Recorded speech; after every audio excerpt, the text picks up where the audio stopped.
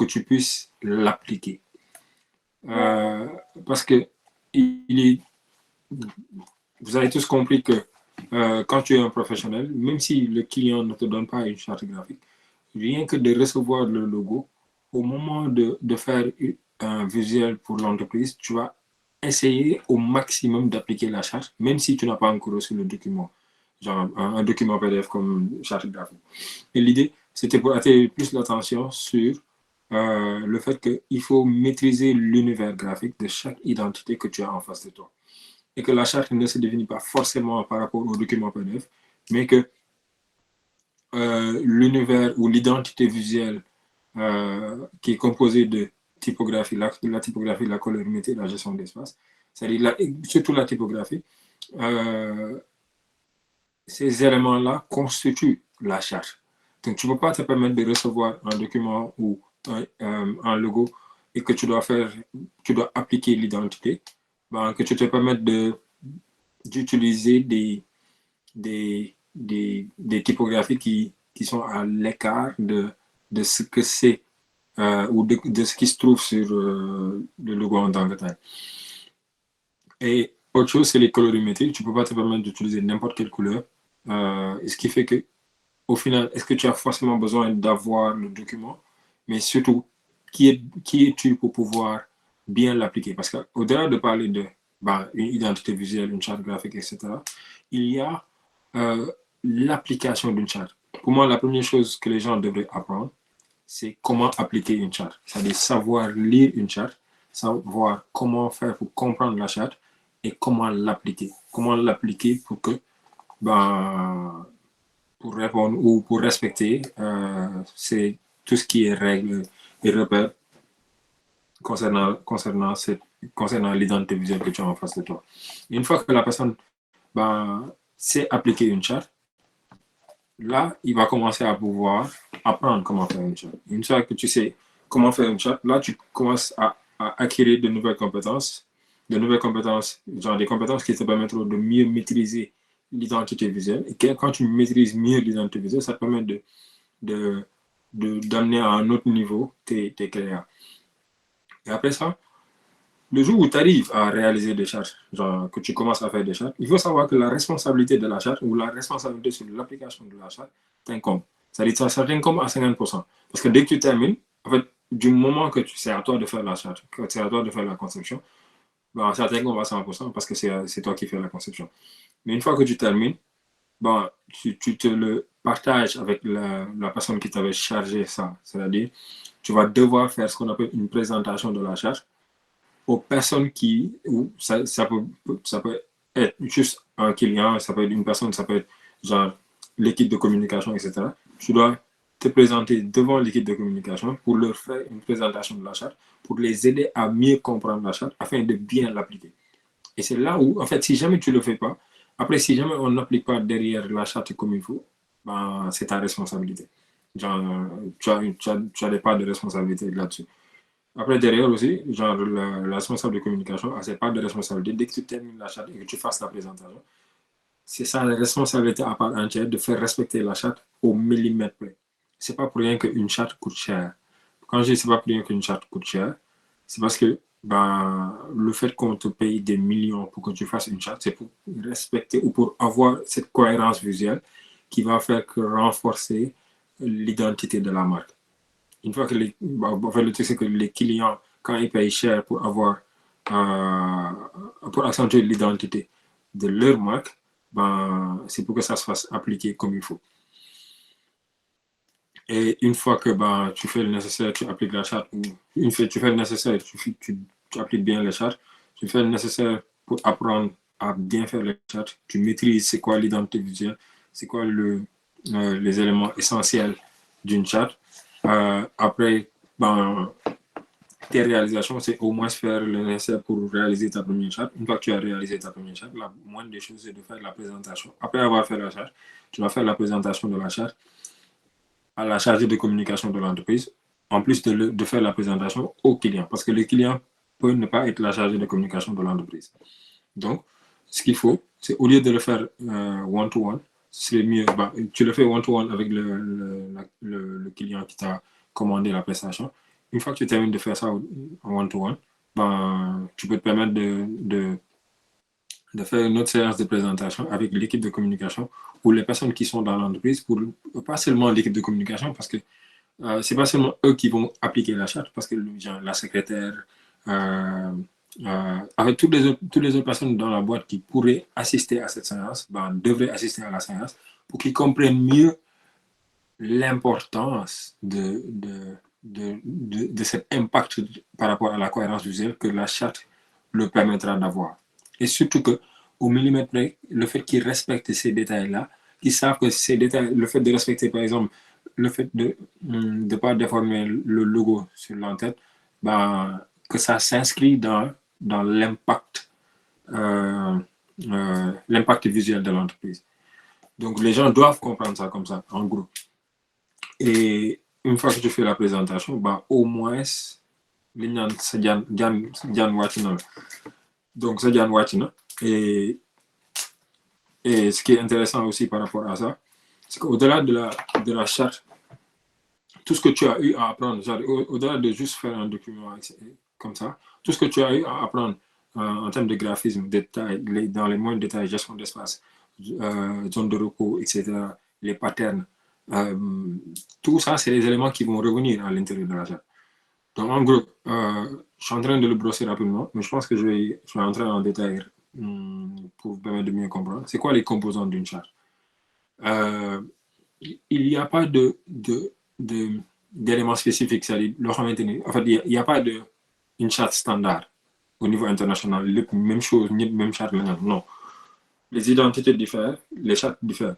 C'est-à-dire, l'essentiel, c'est de comprendre foncièrement qu'est-ce qui compose une charte, c'est-à-dire quels sont les éléments essentiels qu'il faut y avoir. Et après, tout le reste, ça va dépendre du graphisme, mais surtout, ça va dépendre des besoins et de la structure, c'est-à-dire de l'entreprise.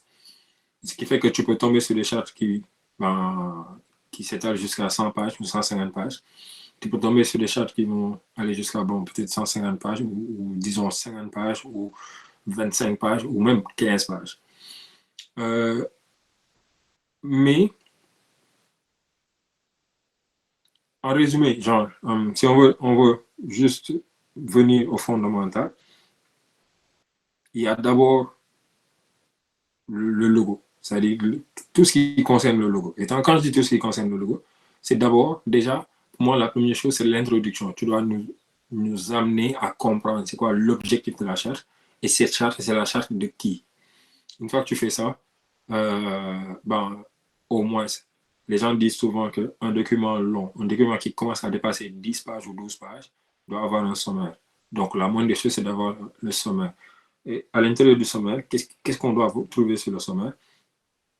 C'est les éléments qui concernent le logo, les éléments qui concernent la typographie, les éléments qui concernent les couleurs, les éléments qui concernent les éléments complémentaires. Ça peut être l'univers graphique, par exemple. Et tout ce qui est objet promotionnel. Certains l'appellent goodies. Il y en a certains qui vont aller plus loin. Parce que si je dis tout ce qui concerne la typographie, ben, tu peux inclure la partie hiérarchie typographique. Donc, ça dit tout ce qui concerne la typographie, tu peux mettre un grand 1 ou grand 2 là-dessus. Tout ce qui concerne les couleurs, tu peux l'ajouter. Et tout ce qui concerne les goodies. Ça, c'est un sommaire standard. Et dans ce sommaire standard, si on prend tout ce qui concerne le logo, ce serait par exemple ce qu'on appelle grille de construction du logo. Parce qu'un logo, une fois que c'est fait, ben, et que c'est validé, le client le prend, quand tu dois faire la charte du logo, le logo qui a été livré n'est plus le même logo. C'est-à-dire, il ne doit plus être utilisé quand tu auras terminé la charte. Comment tu le sais? C'est parce que quand tu termines la charte, ben, au moment de refaire le logo, tu dois faire ce qu'on appelle grille de construction ou normalisation du logo. Grille de construction, c'est un peu des trucs mathématiques. Ben, pas mathématiques, mais c'est juste pour normer, c'est-à-dire normaliser le logo. C'est-à-dire, peut-être toi, quand tu faisais le logo, tu as téléchargé une typographie, tu as juste écrit le nom, et puis that's it.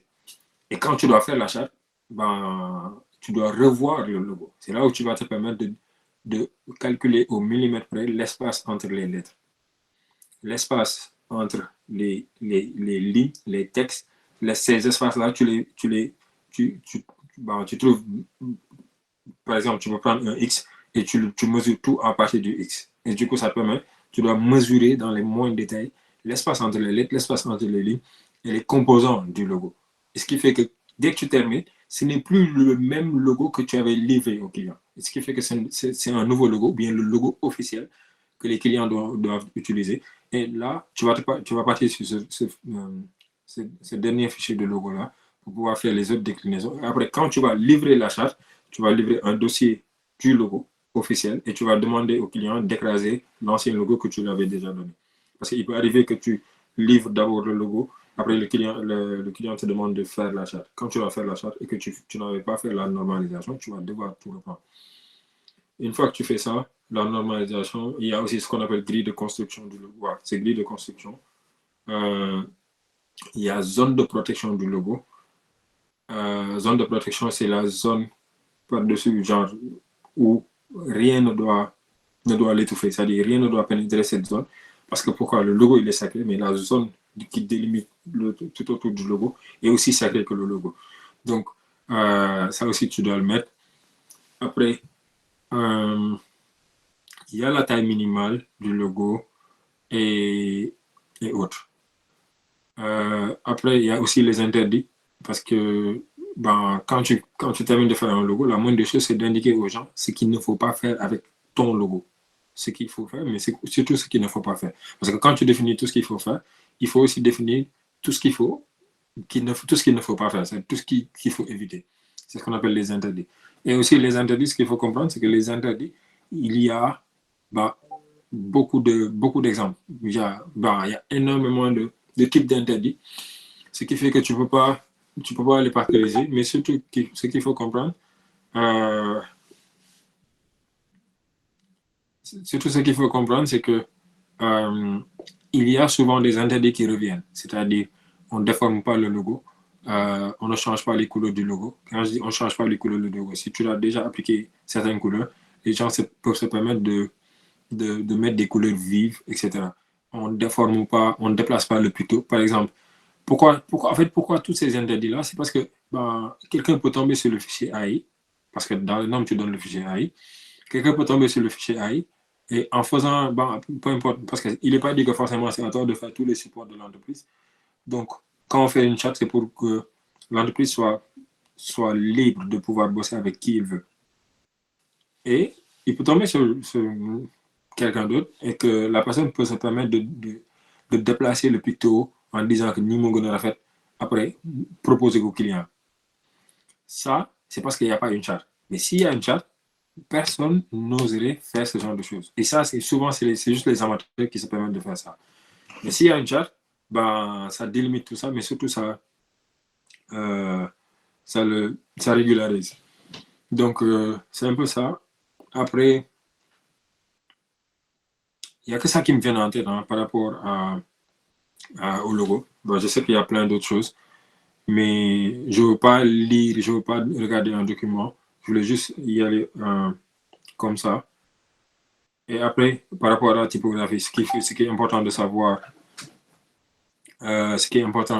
c'est que d'abord, l'élément essentiel, la typographie que vous avez utilisée sur le logo, c'est la typographie première qui doit revenir sur la partie typographie. Il faut que tu nous montres c'est quelle typographie et les styles de police par rapport à cette typographie-là.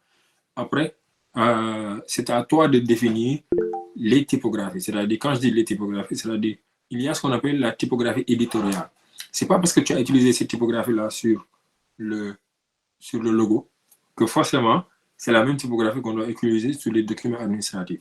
Parce qu'il peut arriver que sur le logo, ce que les gens voient comme typographie, peut-être c'est pas une typographie. Genre, c'est pas une typographie normale. Parce que peut-être tu as choisi une typographie, tu l'as vectorisée et tu as déformé jusqu'à avoir ton logo et ça a été validé. Donc ça, l'entreprise ne peut pas l'utiliser comme ça sur ces documents administratifs. Ce qui fait que dans la partie typographie, il y a la typographie du logo, la typographie aussi de titrage et ce qu'on appelle la typographie éditoriale. La typographie éditoriale, souvent, en fait, ce qu'il faut comprendre, c'est la typographie que les secrétaires ou que l'entreprise doit utiliser sur tous les documents administratifs. de la structure. Après, par rapport à ça, il y a ce qu'on appelle les dérivés. C'est-à-dire que tu peux donner une typographie éditoriale et autoriser à l'entreprise de pouvoir utiliser d'autres typographies, c'est-à-dire qui sont des dérivés de la typographie que tu leur as suggérée. Ça peut être Calibri, ça peut être Arial, etc.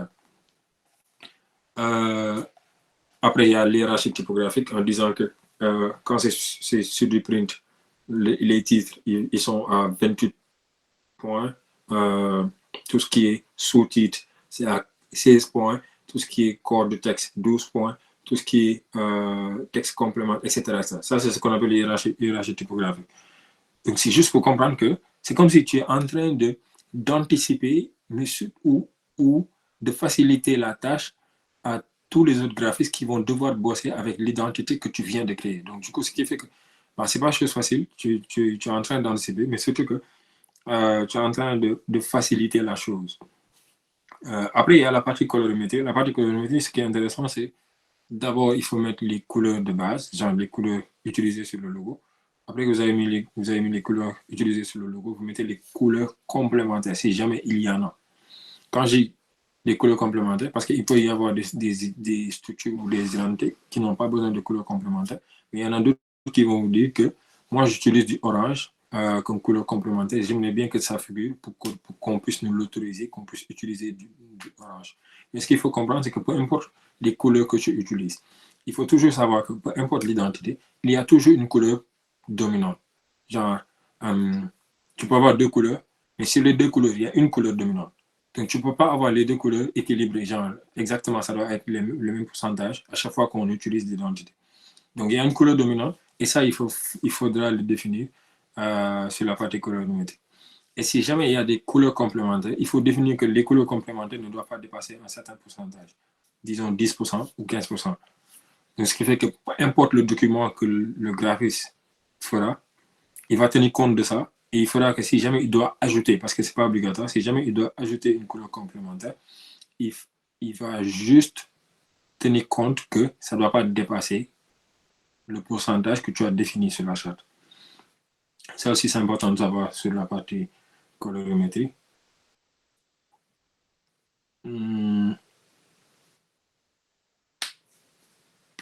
C'est ça. Après, l'univers graphique, c'est là où il y a tout ce qui est pattern. Ce qu'on appelle pattern, c'est les motifs. Ce que vous appelez motifs, les icônes aussi. Ça, c'est l'univers graphique. C'est là où tu définis exactement comment on applique l'identité. C'est-à-dire comment l'appliquer sur les supports ou comment l'appliquer avec quels sont les éléments complémentaires. C'est-à-dire que ce soit motif, pattern, icône, etc. Après, dernière partie, je pense, c'est la partie objet promotionnel, où les autres vont l'appeler goodies. Cette partie-là, c'est plus pour faire des mises en situation, pour montrer l'application de l'identité avec genre les supports, que ce soit les supports print, etc.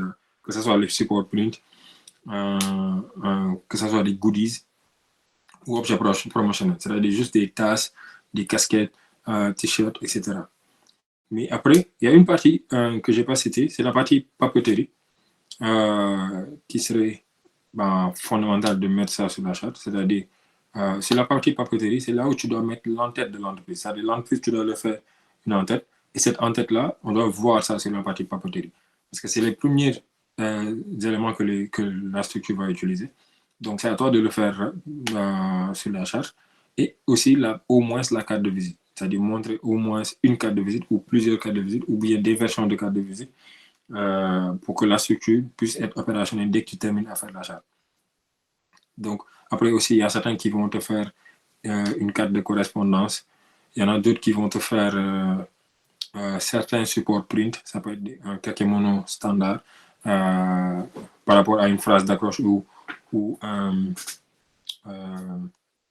slogan, le slogan de la boîte, ou bien ils vont aller plus loin en mettant d'autres supports. Par exemple, ça peut être des brochures, par exemple, montrer la page de garde, comment ça devrait être, montrer l'intérieur, comment ça devrait être, ou même certains qui vont ajouter même des graphiques pour montrer que si jamais l'entreprise doit mettre des graphiques, comment il va utiliser ces couleurs dominantes et ces couleurs complémentaires pour que pour que l'identité se ressente à chaque fois qu'il fera des documents. Donc, en gros, je pense que c'est ça concernant la charte. Et pour le reste, je pense que c'est toujours plus intéressant de faire des interactions, de poser des questions et qu'on essaie d'y répondre. Mais le plus important par rapport à cette séance, c'est de comprendre qu'une charte reste une charte. Quand on le dit, c'est que du moment que vous comprenez c'est quoi une charte, vous commencez à devenir des professionnels. Il faut comprendre que l'identité visuelle est l'élément, c'est-à-dire le noyau pour moi du graphisme. Et à l'intérieur de ce noyau-là, l'élément fondamental, c'est le logo. Donc, tu vas avoir cette maîtrise du logo, ce qui fait que quand tu es en face d'un logo, de pouvoir imaginer l'univers graphique sans pour autant recevoir un document PDF qui te dise que c'est ça la charte graphique de l'entreprise, que tu puisses l'appliquer sans même le voir. Mais réellement, quand tu débutes, je pense que le mieux, c'est de pouvoir appliquer n'importe quelle charte que tu as en face de toi, de pouvoir faire des visuels clean et propres. Et pour moi, pour faire ça, le mieux, c'est d'abord de maîtriser les bases. C'est les bases que vous apprenez en graphisme, que ce soit typographie, colorimétrie, gestion d'espace et les principes du design. C'est ça qui va vous permettre de bien appliquer n'importe quelle charte et surtout de pouvoir faire des visuels impactants. Donc, je pense en gros, c'est ça le plus important. D'abord, savoir comment appliquer une charte. Ensuite, apprendre comment faire une charte. Une fois que tu maîtrises tes premières chartes, ou à chaque fois que tu fais une charte, la moindre des choses, c'est de faire la présentation de la charte à l'entreprise ou aux clients pour qu'ils comprennent exactement c'est quoi. Parce que peut-être ils n'ont jamais vu ça, ils n'ont jamais eu ça. Pour qu'ils comprennent l'importance de ça, pour qu'eux aussi qu'ils puissent véhiculer le message aux autres personnes qui vont devoir appliquer la charte ou qui vont devoir utiliser. Peut-être même, il n'y aura pas de problème par rapport aux personnes qui vont utiliser parce que c'est des professionnels, peut-être ce sont des professionnels qui sont dans le milieu. Ça peut être le motion designer, le développeur web, etc. Souvent, eux, ils ont l'habitude d'appliquer des chartes. Ils ont l'habitude de recevoir des chartes et de les appliquer. Mais le problème qui se poserait, peut-être, c'est plus en interne ou par rapport à d'autres personnes dans l'entourage. Donc, eux aussi, ils doivent être informés de comment utiliser l'identité de la boîte pour assurer cette cohérence visuelle pour que la boîte ait cet impact qu'elle va avoir. Donc, en gros, c'est ça. Si vous avez des questions, je reste à l'écoute. Merci de votre attention. J'ai mal à la tête. Yeah.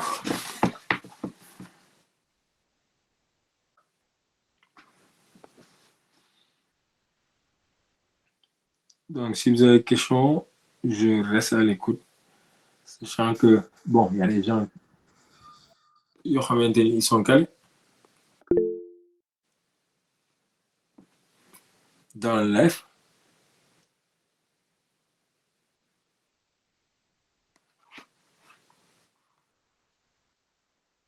Oh, ok, Anangom. Oui, une charge.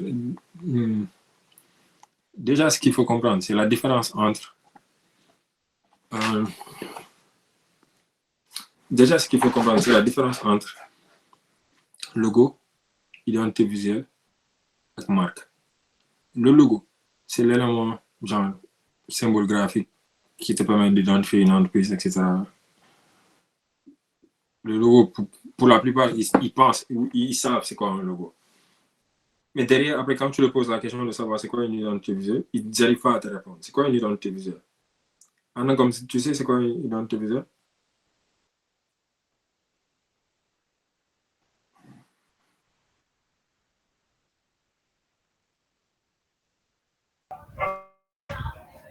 Ah non, vraiment, je ne sais pas.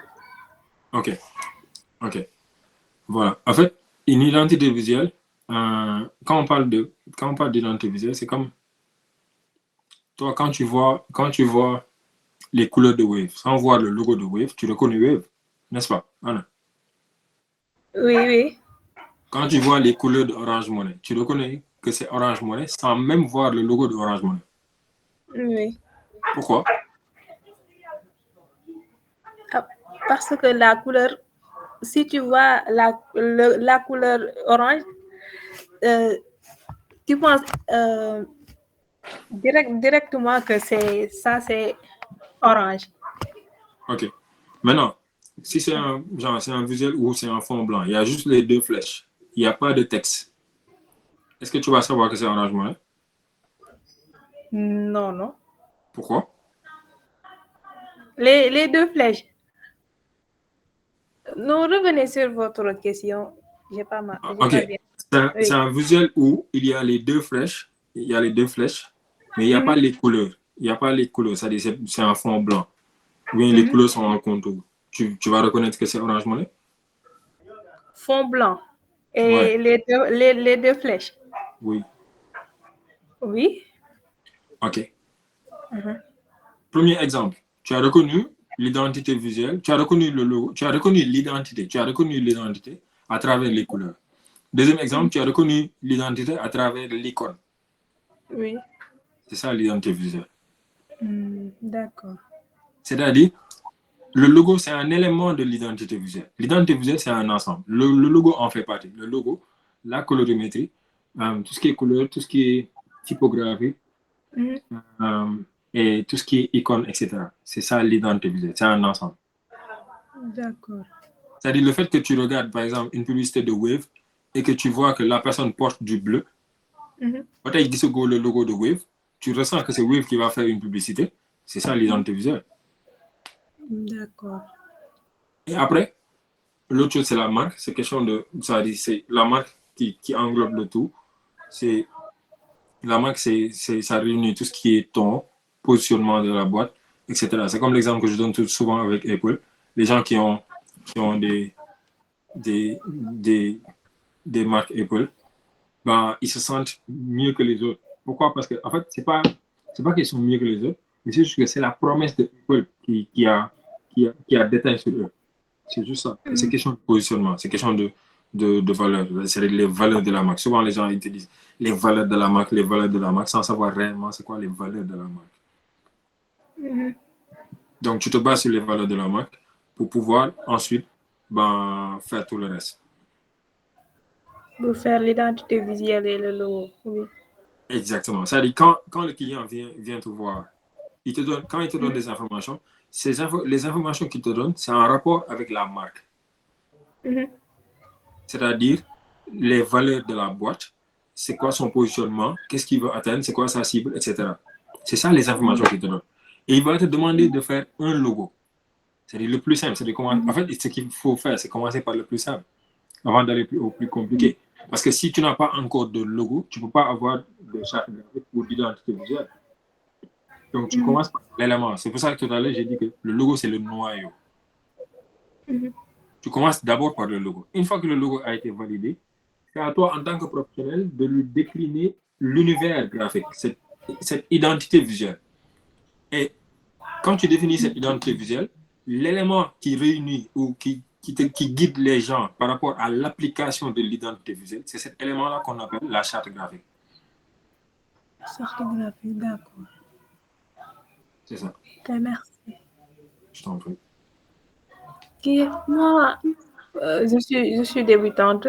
C'est pour cela que je ne connais pas beaucoup de trucs. Ouais. Ouais. Non, mais c'est bien d'assister et de poser les bonnes questions. Ça permet de mieux savoir. Ouais. Oui. Super. Ok, merci beaucoup. Je t'en prie.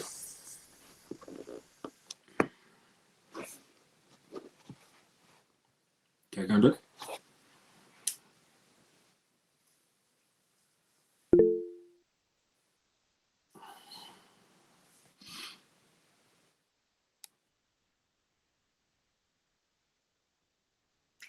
Jaajëf Moussé.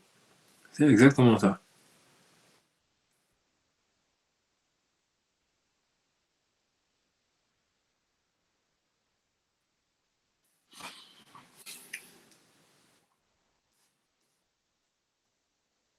Donc, s'il n'y a pas de questions, je pense que je peux donner la parole à Nyom Moursal, Moussafa, MTN, etc. Je pense qu'ils ont peut-être quelque chose à y ajouter. C'est les gens qui ont plusieurs fois manipulé l'identité visuelle. Et je pense qu'avec l'expérience, ils ont quelque chose au moins à partager avec les autres.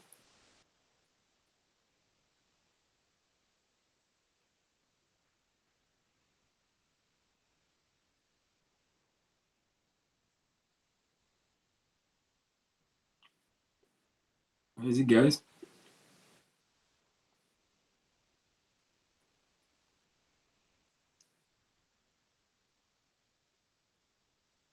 Ça va?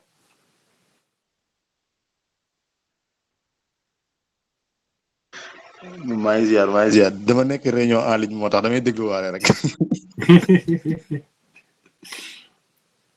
raté kii bi moo tax quoi dama nekk réunion. Ah, ok, t'inquiète.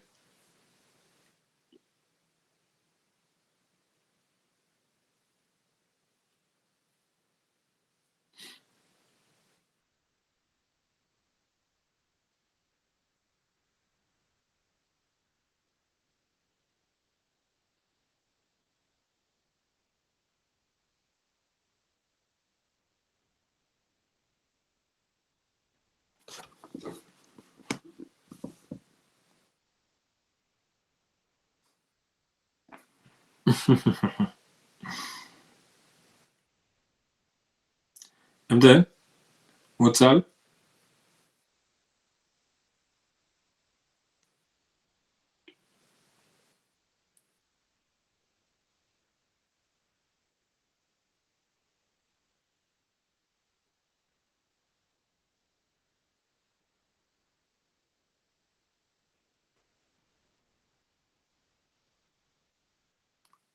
C'est un sujet assez pas complexe, mais vraiment.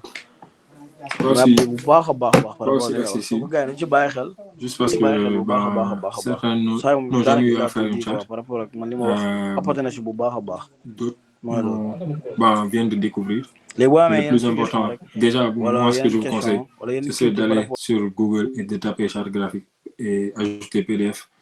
Vous allez voir ce que ça pourrait vous donner comme exemple et vous allez voir énormément d'exemples. Et ces exemples-là, vous allez vous en servir pour lire, comprendre ou mieux comprendre l'objectif de la charte pour que vous puissiez savoir exactement si jamais vous devez créer une charte, par où commencer, qu'est-ce que vous devrez faire, mais surtout vous exercer ou vous amuser à faire au moins une charte. Parce que c'est pas quelque chose que l'on maîtrise par la théorie. Comme je dis souvent, c'est pas quelque chose que l'on maîtrise par la théorie, c'est quelque chose que l'on pratique pour maîtriser. Et chaque nouveau logo a sa nouvelle identité. Chaque logo a son identité. Et du coup, ce qui fait que chaque identité visuelle est unique, comme les logos.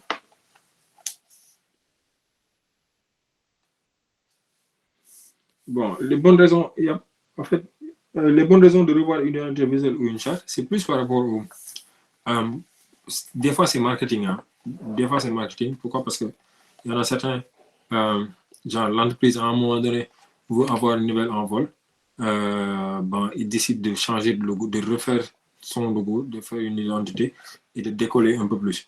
Ou l'entreprise a de nouveaux produits et il ne veut pas que ces nouveaux produits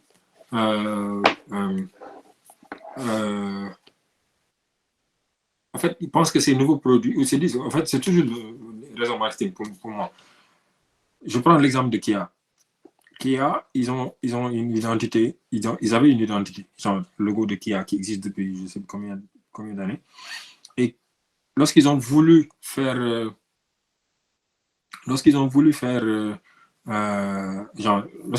sortir les nouvelles flottes de véhicules qui sont plus modernes, plus intéressants, même, en fait, juste plus modernes, ils ont changé d'abord de logo. Ensuite, ils ont commencé à montrer le nouvelle flotte de véhicules. Et les nouvelles flottes de véhicules, ils ont les nouveaux logos. Et c'est là où tu vas voir la différence entre là où les voitures où il y a l'ancien logo et les voitures où il y a le nouveau logo.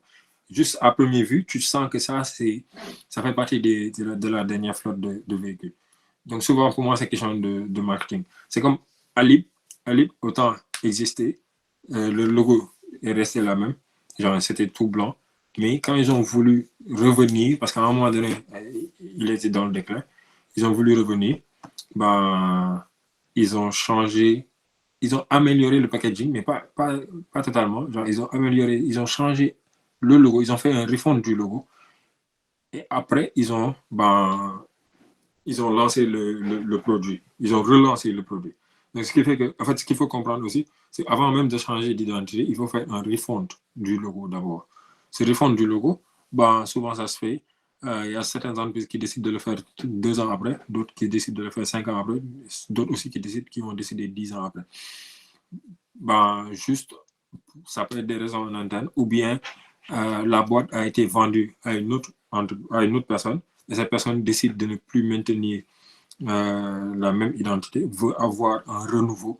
Et ce renouveau-là, ça commence par un logo. Et après ce logo-là, ça commence par une identité visuelle, une autre identité visuelle.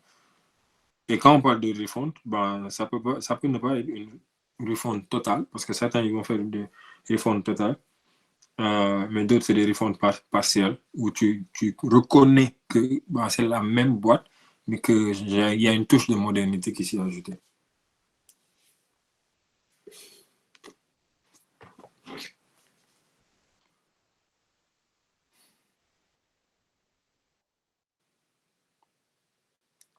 Yeah, Jeff.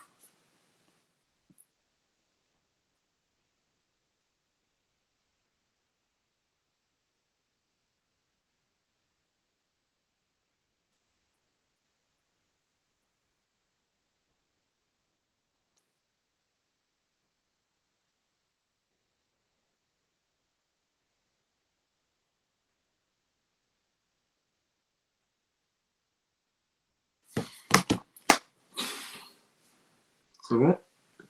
S'il n'y a pas d'autres questions, je pense qu'on peut s'en arrêter là pour aujourd'hui.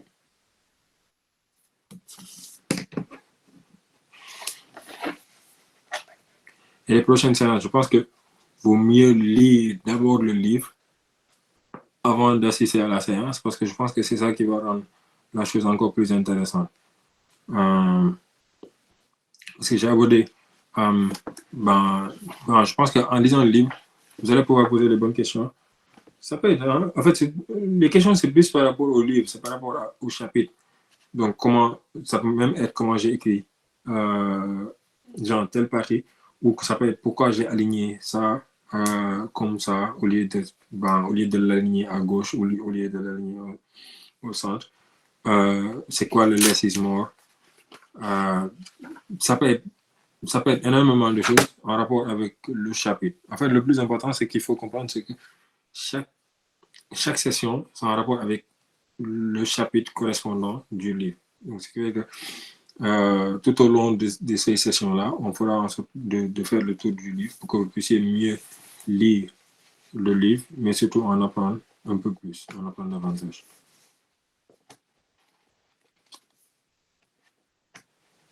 Donc, en gros, je pense qu'on peut s'en arrêter là. Jack.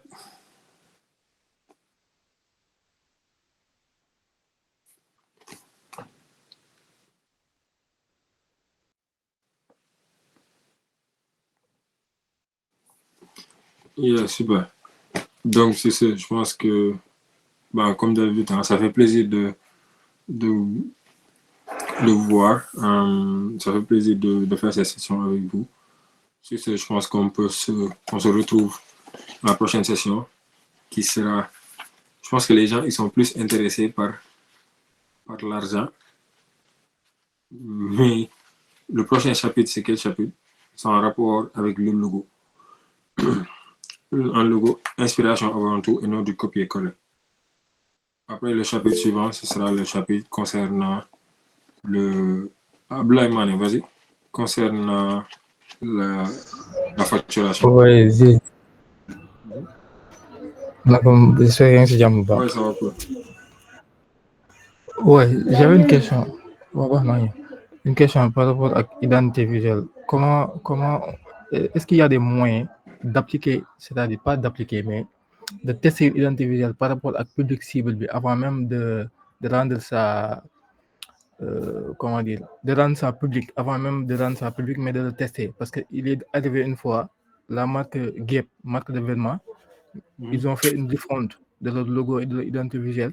Mais quelques temps après, ça n'a pas marché parce que ça a été mal perçu par le public. Et immédiatement après, ils sont retournés sur leur identité initiale. Donc, est-ce qu'il y a des moyens de faire le test d'abord avant même que nous le rendre visible au public? Ok.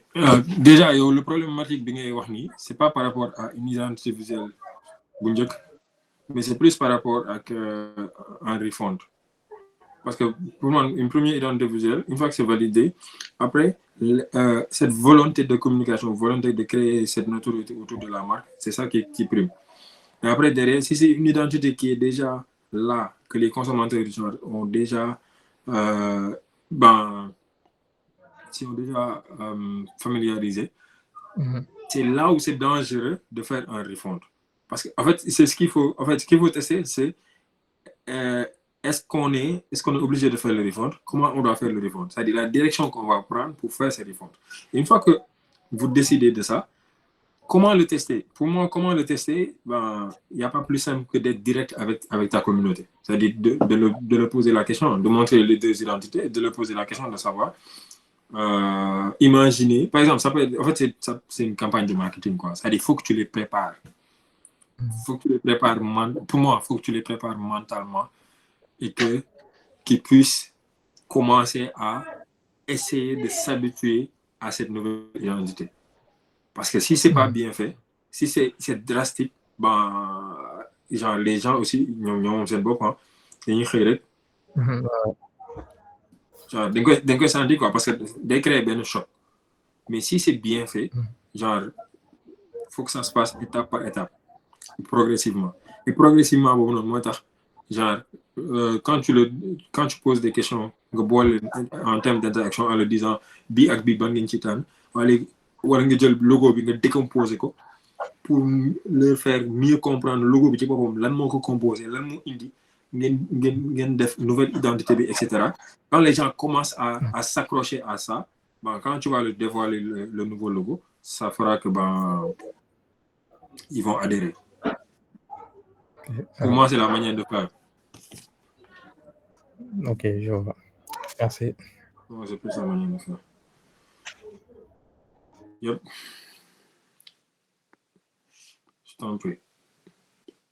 Donc, je pense qu'on a fait le tour.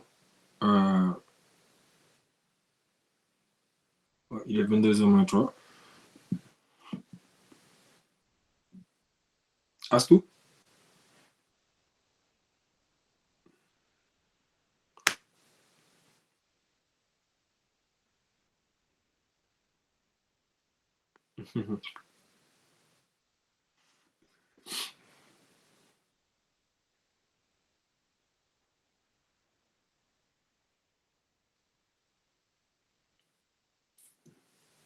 Ok, cool. Donc, ouais, je pense qu'on peut s'en arrêter là pour aujourd'hui. Sur ce, merci de votre attention et on se retrouve dimanche prochain, Inch'Allah. Ciao.